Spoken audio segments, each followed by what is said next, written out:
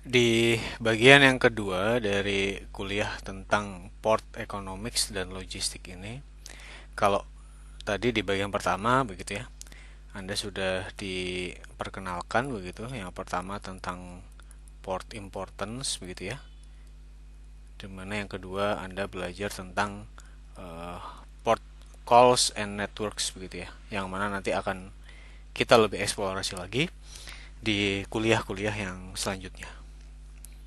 Nah, salah satu hal yang sangat penting yang saya ingin Anda untuk mengingat-ingat terus itu adalah satu fakta di mana kalau kita di logistik ya dan juga di teknik dan manajemen industri, paradigmanya adalah bagaimana kita bisa menggerakkan perdagangannya tersebut ya. Karena tanpa perdagangannya ini maka tidak ada aktivitas logistiknya. Maka secara otomatis juga di sini tidak ada aktivitas yang mendasari di pelabuhannya tadi begitu, sehingga yang tadi banyak kita bahas bahwa ini akan menggerakkan ekonomi dan lain sebagainya tersebut secara otomatis tidak terjadi ya. Nah, di kuliah yang sebelumnya Anda sudah membahas mengenai kira-kira tuh review dari sistem logistik itu apa. Nah, kalau review dari sistem logistik tentu Anda tahu, logistik itu ada dasarnya adalah bagaimana kita bisa mengirimkan barang ke pelanggan. Ingat bahwa dalam logistik aktivitas tersebut selalu dimulai dari pelanggan, bukan dimulai dari produsen, begitu ya. Bahwa nanti ada pabrik di sini betul begitu. Ini kita sebut sebagai produsen, dan yang di tengah di sini yang memiliki inventory begitu ya, atau sales ya. Saya sebut sebagai intermediate begitu. Nah, itu dia mengirimkan dari produsen ke customer tersebut, di mana terjadi beberapa aliran barang. Beberapa jenis aliran begitu ya. Ada aliran barang, begitu, aliran informasi, aliran uang dan seterusnya. Nah, ini adalah kalau kita memiliki sebuah rantai pasok begitu ya, yang pada dasarnya itu adalah mirip dengan gambar yang di sini. Cuma ingat bahwa kalau rantai pasok di sini itu dia memiliki yang disebut raw material ya, dan raw material tersebut juga memiliki suppliernya sendiri, juga itu sangat-sangat dimungkinkan ya. Nah, kalau kita kembali ke sini, ini adalah posisi pelabuhan di sebuah supply chain. Nah, di sini kalau Anda lihat begitu ya, ini adalah dari pelabuhan satu ke pelabuhan yang lainnya yang sedang digambarkan ini.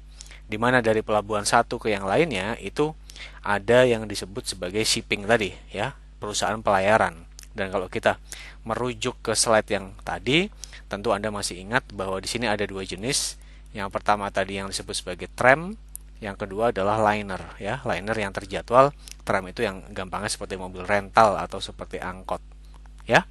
Nah, di sini dia tentu menerima dari berbagai macam ya. Ini kalau dalam istilah pelabuhan, bagian yang mengirimkan ini disebut sebagai shipper ya. Sementara yang menerima disebut sebagai consignee. Nah, di sini dia menerima dari shipper, dan daerah yang di sini ini kita memperkenalkan satu terminologi baru yang akan kita bahas pada saat membahas supply and demand. Itulah yang disebut sebagai hinterland. Ya.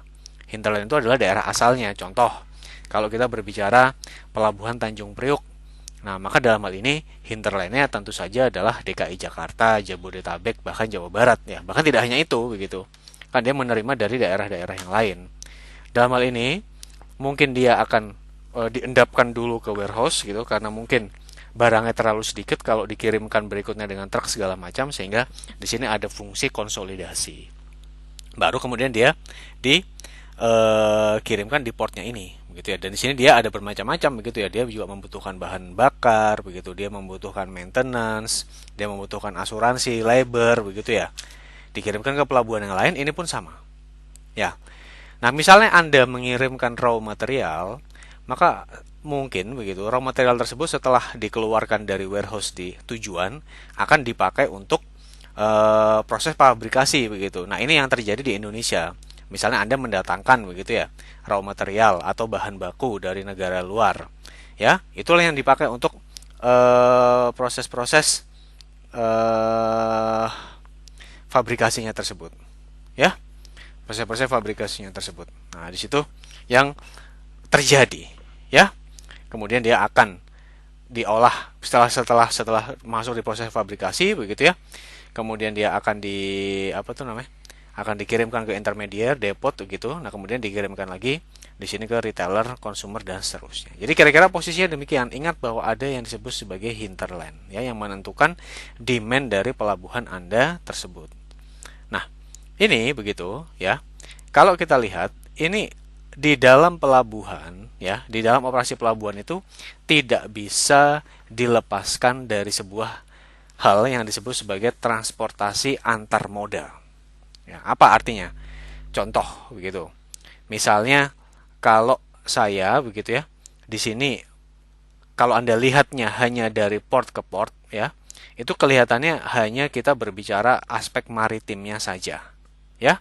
Nah, tapi sebetulnya tidak demikian begitu ya. Sebelum masuk ke port tentu tadi kita sudah berbicara ada pengiriman menggunakan truk, ya. Setelahnya pun begitu, di sini Anda juga akan melakukan pengiriman menggunakan truk juga. Nah, kemudian ini tadi yang saya sampaikan, shipper begitu ya, pengirim ini konsa ini, ya. Nah, di situ tentu ada ada jenis operasi begitu ya, atau alternatif lain yang lebih kompleks lagi begitu. Misalnya dalam hal ini Anda mengirimkan dulu dari dari jalan begitu ya, atau truk begitu. Di sini ke port begitu, dari port ke port ini menggunakan transportasi maritim. Dari sini dimungkinkan begitu ya menggunakan kereta api begitu, atau mungkin menggunakan waterway. Kalau misalnya Anda di Pontianak gitu ya, itu kan di Kalimantan Barat atau di Kalimantan pada umumnya sungainya itu kan luas-luas begitu, ya. Atau bisa juga menggunakan udara. Nah, ini ditulis exceptional begitu. Kenapa? Ingat begitu ya, kita kalau di dalam eh, logistik begitu ya, mengirimkan secepat-cepatnya tentu sangat penting. Tetapi adalah dalam hal ini Anda juga harus ingat begitu bahwa kalau biayanya mahal tentu tidak favorable begitu ya. Sehingga ini disampaikan ini adalah kondisi yang sangat eksepsional. Nah, Anda bayangkan begitu ya. Di sini kalau misalnya saya posisi misalnya ada yang di sebelah bawah ini dan saya katakanlah mau mengirimkan apa begitu ya dari Bandung ke Amsterdam begitu, misalnya ini adalah Bandung ya, atau mungkin jangan Amsterdam tapi Rotterdam begitu ya. Amsterdam lah nggak apa-apa ya. Nah, Anda akan sangat repot begitu. Anda bayangkan, Anda harus booking truk, ya. Anda harus booking slot kapal. Anda harus booking kereta api mungkin. Anda mungkin harus booking kapal kecil yang melewati sungai di Eropa. Nah, sehingga dalam hal ini ada satu pihak yang perannya sangat penting di dalam industri logistik itu yang disebut sebagai freight forwarder. Nah, artinya apa? Ya, Anda tinggal kontak dia saja. Anda kontak dia begitu. Nah, kemudian eh di sini kalau kita lihat ya, kalau kita lihat di sini kemudian nanti dia yang akan melakukan prosesnya semuanya. Jadi kalau itu ya udah saya yang akan membukingkan truknya, saya akan membukingkan slot di kapal, saya akan menyewa peti kemas dan lain sebagainya. Nah, tentu dia mendapatkan jasa dari hal ini, ya, sehingga totalnya itu yang akan di-charge ke Anda, ya.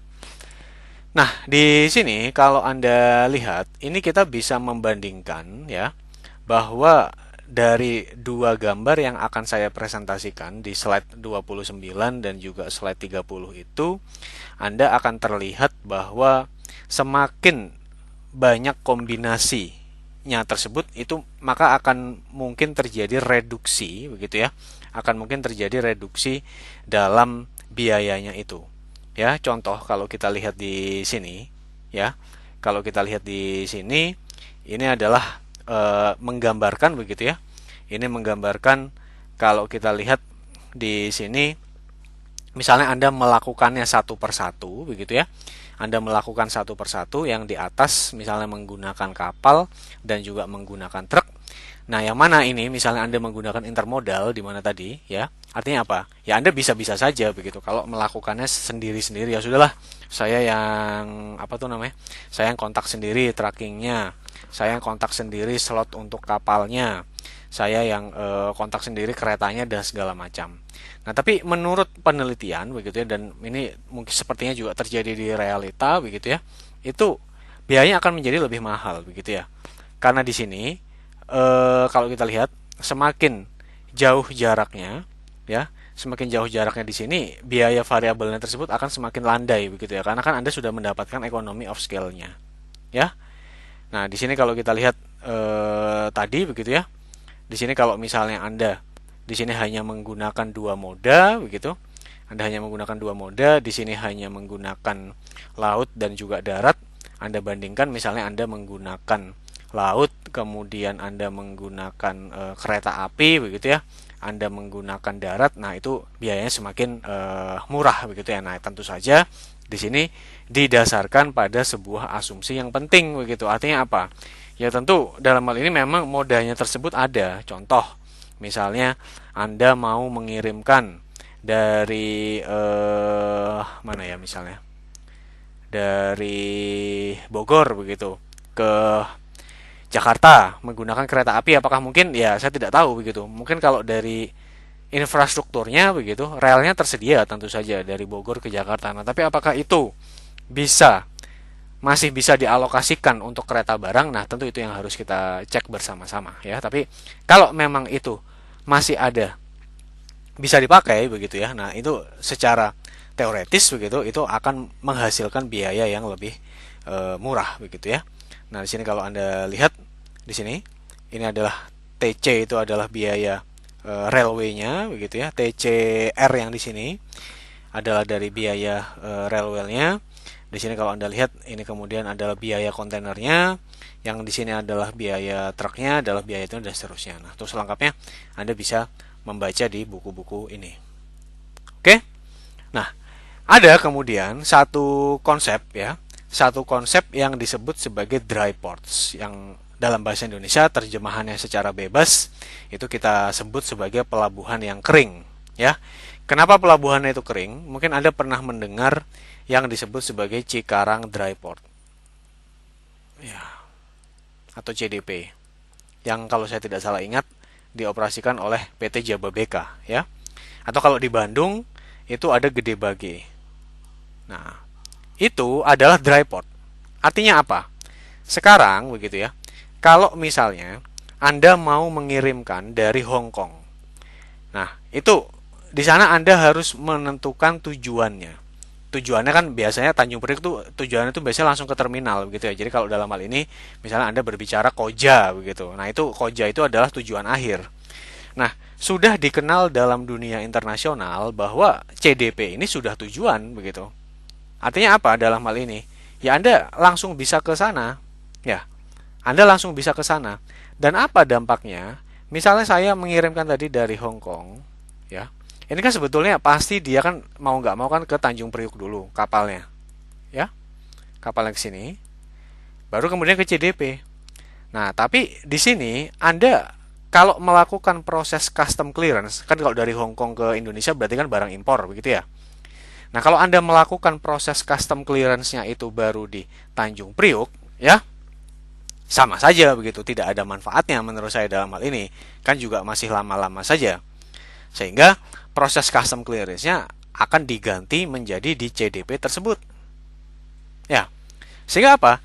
Secara hukum begitu ya, meskipun barang Anda sudah sampai di Tanjung Priok, barang Anda itu belum sampai Indonesia. Karena nanti proses clearance-nya itu baru bisa dilakukan di CDP, dan ini merupakan satu hal begitu ya yang sangat membantu dalam hal ini. Karena kenapa begitu? Satu begitu ya, Anda tidak perlu menggunakan truk dari Cikarang ke Tanjung Priok, ya. Barangnya langsung ke Cikarang, yang mana Cikarang tersebut adalah kawasan industri. Tadi kalau kita berbicara Anda mengirimkan raw material begitu ya, tentu akan sangat membantu produksi Anda supaya lebih cepat. Nah, yang kedua juga custom clearance-nya bisa kita langsung lakukan di sini. Begitu pula kalau Anda mengirimkan ke proses yang sebaliknya. Nah, Tapi tentu saja lagi-lagi begitu ya, ada persyaratan di mana infrastrukturnya itu juga mendukung begitu. Artinya apa? Artinya adalah kalau sekarang begitu ya, ya tidak semuanya itu langsung ke mulut Tanjung Prioknya tersebut, berhenti di Pasoso begitu ya. Dari Pasoso tetap pakai truk lagi ya, tapi nggak apa-apa daripada nggak ada sama sekali gitu kan. Ya, nah kalau yang di Teluk Lamong begitu, yang di Surabaya itu sudah sampai ke mulutnya. Nah itu adalah kurang lebih konsep dari dry port itu seperti itu. Sehingga kalau kita lihat yang di atas ini adalah sebuah konsep yang mana dia itu tanpa dry ports gitu ya. Jadi misalnya dari origin Anda masuk ke sea transport begitu ya. Dari sini kemudian menggunakan inland transport dan lain sebagainya ke destination. Ya. Kalau yang di sini begitu, ini dari origin begitu ya, sea transport, port dan segala macam. Nah, ini ada dry portnya itu tadi yang di sini sehingga proses-proses administrasinya itu dapat dilakukan di situ. Nah, tadi kita sudah membahas begitu ya, kira-kira aspek logistik seperti apa, kalau yang terkait di maritim kurang lebih seperti apa. Nah, sehingga kita sudah bisa mulai mengira-ngira begitu ya. Kira-kira kalau secara formal ya, maritime logistik tersebut kita berbicara proses perencanaan implementasi ini menurut bukunya Song itu ya. Dan pergerakan barang dan jasa tersebut yang menggunakan ocean carriers ya, sedikit banyak begitu. Ya.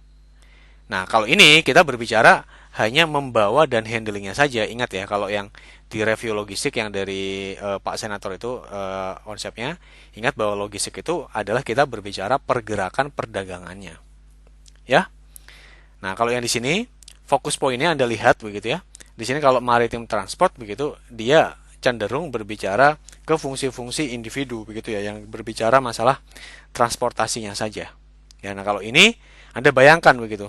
Yang di sini tadi harus saling bekerja sama begitu. Ya, karena kan sekarang begitu ya. Misalnya saya mau mengirimkan dari pelabuhan, nggak bisa kan kalau truknya itu tidak mau berdiri sendiri-sendiri gitu. Sementara kan saya juga biaya sandar di pelabuhan sangat mahal gitu. Sehingga tolong truknya kerjasama, ya, mengirimkan secepat mungkin ke saya begitu.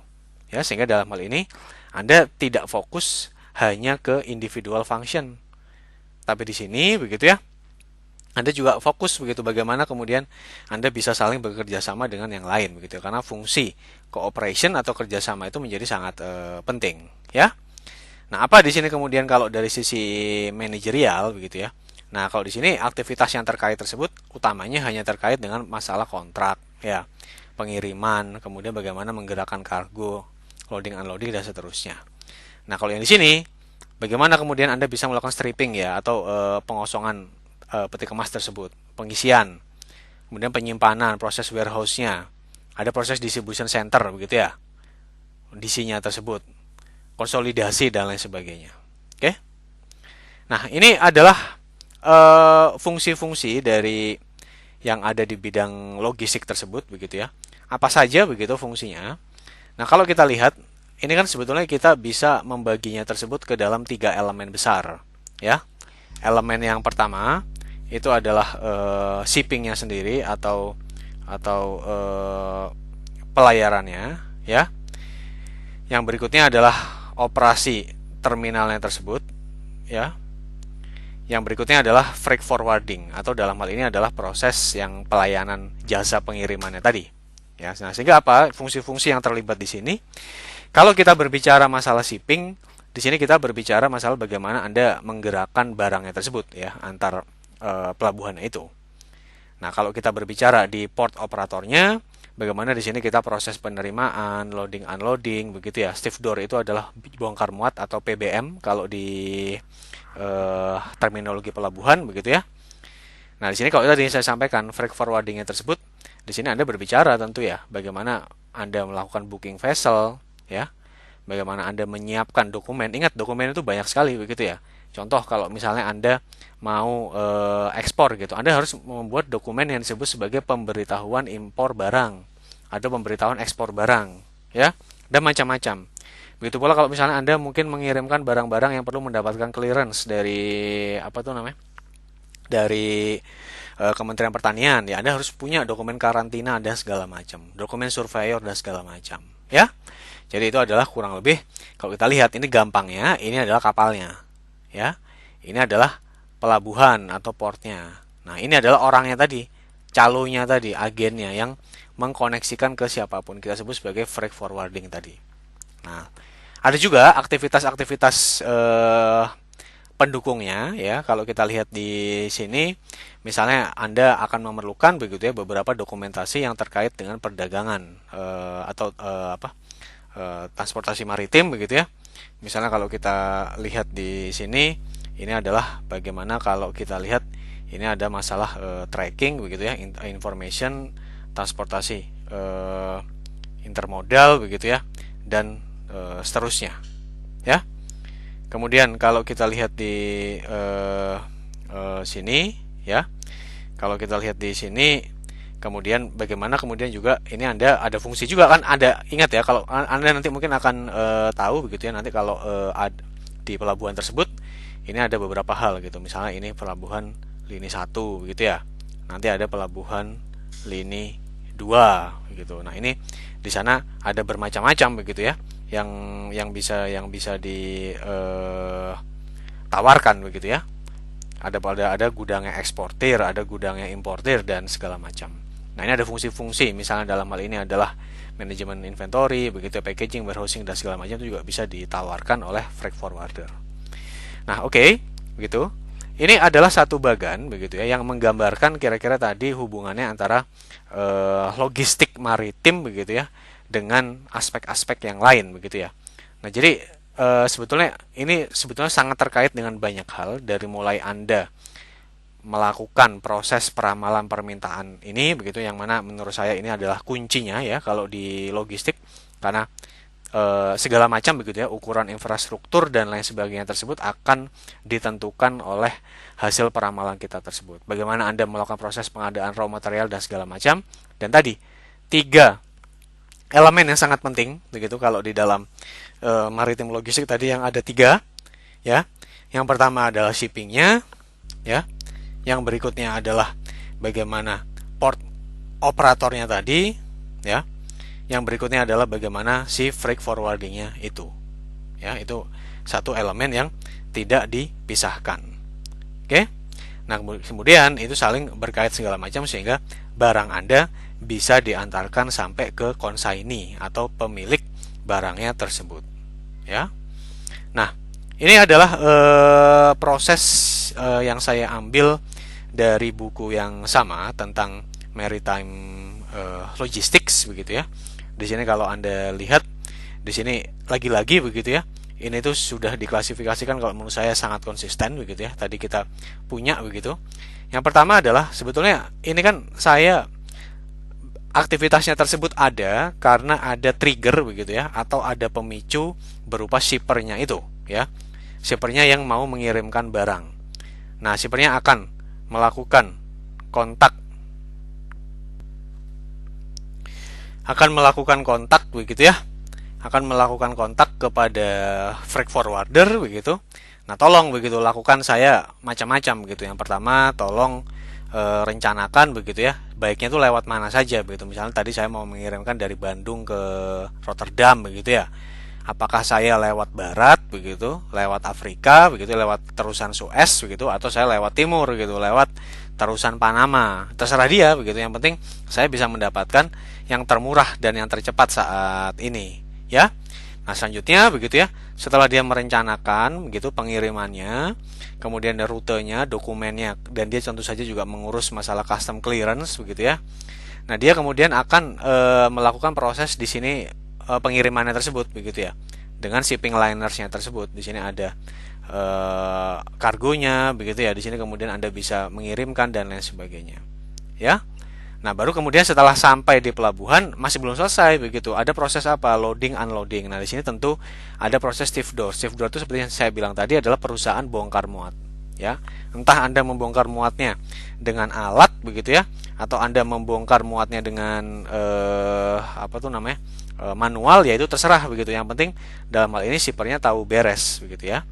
Nah, di sini begitu ya. Ini adalah aktivitas primernya ya. Aktivitas primernya adalah tentu saja bagaimana barang Anda tersebut bisa terkirim ya.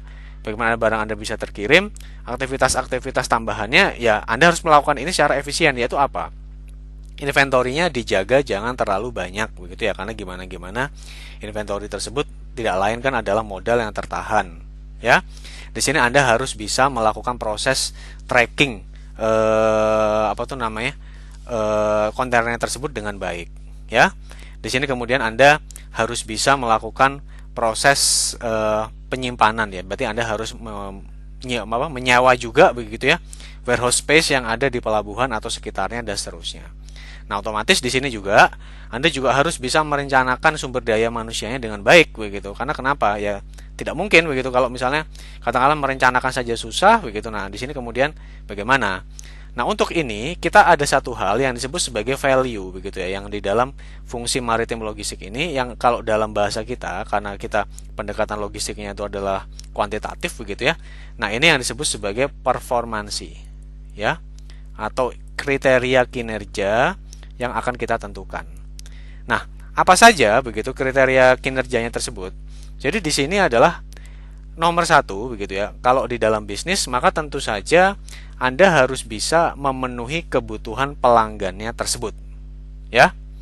Nah, kebutuhan pelanggan tersebut di sini sebetulnya itu apa begitu?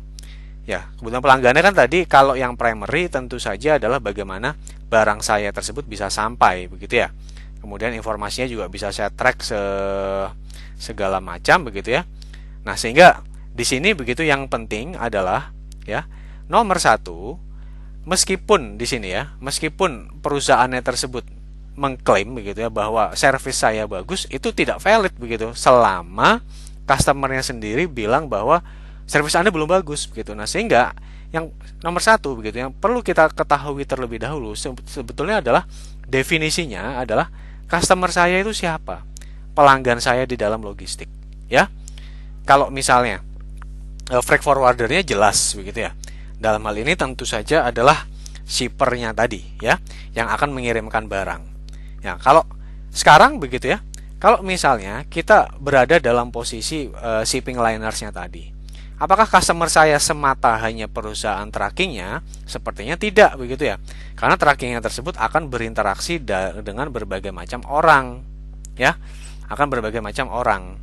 Sehingga dalam hal ini begitu ya, tentu yang perlu didefinisikan adalah customer Anda siapa, sehingga kemudian dia bisa kita definisikan begitu ya. Bisa kita definisikan apakah kebutuhannya tersebut sudah kita penuhi atau belum. Sehingga langkah yang penting dalam hal ini adalah perusahaan yang terlibat dalam bisnis logistik maritim ini harus mengidentifikasi begitu ya. Harus mengidentifikasi siapa pelanggan-pelanggan mereka dan apa yang mereka minta tersebut. Nah, di sini dapat kita tarik perkiraan begitu ya. Sebetulnya bahwa pelanggan yang dimaksud itu dalam logistik maritim tersebut sebetulnya itu kan adalah pengirim ya. Ingat ya, shippers ini bukan shipping. Shippers itu tadi kalau saya di sini mau mengirim gitu barang ini consignee gitu, penerima. Nah, kalau yang di tengah itu baru kita bicara shippingnya atau pelayarannya ya. Nah, tapi kalau shippersnya itu adalah pengirimnya itu. Nah, sehingga di sini kita bisa menarik perkiraan begitu ya, sebetulnya apa tuh namanya? Sebetulnya siapa saja shippersnya yang berkepentingan untuk mengirimkan tersebut, ya. Di sini adalah apa saja layanan freight forwarding yang perlu dia dapatkan dan seterusnya. Nah, permasalahannya adalah karena di dalam logistik itu seperti yang Anda lihat di gambar-gambar tadi, semuanya tersebut saling terkoneksi. Maka di sini itu pasti saling berpengaruh begitu ya, sehingga Anda tidak bisa melihat satu aspek saja. Shipping akan berinteraksi dengan truk. Maka dalam hal ini adalah bagaimana Anda bisa memastikan layanan truknya tersebut itu adalah sesuai dengan kebutuhan Anda. Nah, permasalahannya adalah truknya itu kan tidak bisa Anda kendalikan sepenuhnya karena kan bukan milik Anda, ya.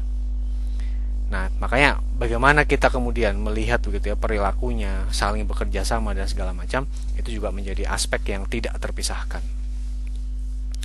Nah, ada beberapa ukuran dan ini biasanya dipakai begitu ya kriteria kinerjanya tersebut kalau Anda mendefinisikan operasi di dalam pelabuhan tersebut, ya. Yang pertama adalah yang terkait dengan efisiensi, begitu ya. Efisiensi itu berarti dalam ini Anda melakukan dengan biaya yang murah, begitu ya. Maka itu terkait dengan biayanya, ya. Yang terkait dengan biayanya. Nah, di sini adalah biaya apa saja, begitu ya. Ada biaya logistiknya, begitu. Nah, kemudian terkait dengan produktivitas, return processing, begitu kalau misalnya Anda pengembalian, ya. Nah, ingat begitu. Ini juga terkait dengan modal, begitu. Jadi apa maksudnya cash to cash itu? Artinya kalau misalnya Anda berjualan, begitu ya. Kemudian berarti kan Anda perlu mengeluarkan cash di awal untuk membeli modal-modal kulaan, gitu ya, kalau kata orang Jawa. Nah, kemudian di sini, begitu ya, Anda membeli sesuatu, begitu, kemudian Anda jual kembali, bisa Anda olah terlebih dahulu. Yang jelas Anda mendapatkan margin, begitu ya, dari apa yang Anda proses jual belinya tersebut. Nah, kapan itu bisa Anda cashkan lagi? Ya. Nah, kalau misalnya ini terkait dengan logistik, maka kan akan sangat erat kaitannya dengan proses pengirimannya tersebut. Ya, jadi misalnya Anda berjualan sesuatu nih, Anda memesan dulu dari luar negeri. Jangankan Anda mendapatkan cash, Anda baru bisa open ordernya saja, begitu, kalau Anda sudah yakin bahwa ini tuh akan nyampe ke saya di tanggal sekian, begitu kira-kira. Sebelumnya ya tentu tidak bisa. Nah, bagaimana kemudian di sini adalah pemanfaatan asetnya tersebut dan seterusnya. Nah, ini agak makro, begitu ya ukurannya. Nah, nanti kalau misalnya kita sudah masuk ke detail, begitu, ada ukuran-ukuran yang lebih detail lagi. Misalnya bagaimana Anda menentukan kapasitas utilisasi yardnya itu seperti apa, ya, pergerakan inventorinya dan seterusnya. Nah, kemudian di sini aset terus itu kurang lebih mirip, begitu. Nah, kemudian kalau dari sisi effectiveness, begitu. Nah, di sini ada dua hal. Yang pertama adalah dari sisi reliabilitas, bagaimana kemudian kinerja penghantarannya tersebut bisa dijamin, gitu ya. Karena kalau di dalam logistik salah satu aspek yang terpenting itu adalah pemenuhan kepada pelanggan saya, begitu ya. Dan bagaimana di sini kita bisa melakukan fulfillment-nya tersebut, ya. Nah, di sini kalau kita lihat di sini, ini adalah response times-nya, ya, atau dalam hal ini adalah apa tuh namanya? Di sini bagaimana kemudian Anda bisa merespon dan segala macam, ini fleksibilitasnya. Nah, secara umum dari ukuran yang banyak ini kita bisa mengkategorikannya menjadi dua, begitu. Yang pertama adalah dari sisi lead time-nya dan juga cost-nya. Nah, tentu cost-nya itu nanti di sini bisa bermacam-macam, begitu ya. Kalau misalnya Anda melakukan sebuah feasibility study, tentu juga jangan lupa harus didefinisikan semua baik capex, begitu, maupun opex-nya. Nah, bagaimana kemudian Anda bisa mendefinisikan fleksibilitasnya, responsiveness, dan reliabilitas tadi juga menjadi satu hal yang penting. Saya rasa saya cukupkan, begitu, untuk sesi yang kedua sekaligus materi di minggu yang kedua ini tentang port economics dan logistics, ya. Selamat belajar, menyimak, dan jangan lupa baca textbooknya. Assalamualaikum warahmatullahi wabarakatuh. Selamat pagi, selamat siang, atau selamat sore.